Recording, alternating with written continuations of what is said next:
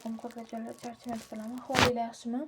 Bugun sizlarga mana shu suv, oksus, o'simlik yog'i, gel bilan lifhack o'rgatmoqchiman. Ya'ni derazalarni artish, gaz plita bor uyingizda, misol uchun shishasi bor yoki umuman polni changlarni umuman dog' qoldirmaydigan, iz qoldirmaydigan usulda artish o'rgataman. Mana buni internetda ko'rdim. Просто sizlar bilan o'sha narsani ulashmoqchiman. Bizga kerak bo'ladi gel, o'simlik yog'i va oksus kerak bo'ladi. Hammasini bir qoshiqdan solamiz ichiga.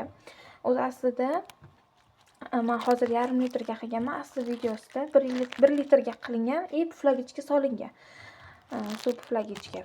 Menda puflagich bo'lmaganligi uchun tog'orada shundoq anaqani deraza artadigan salfetkani solib yuvaman endi.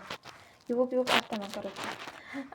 Hozir bizga mana shunaqa ложка, ya'ni kichkina qoshiqchamizda hamma narsadan bundan bir qoshiqdan hozir bunga solamiz.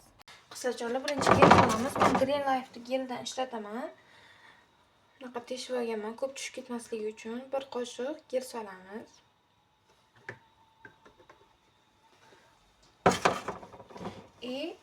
Ozgina qolgan ekan menda o'simlik yog'i.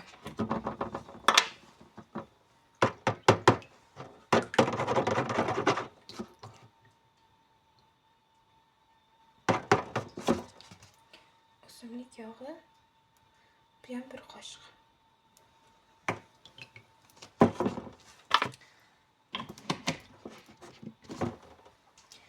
Bizga oxirgi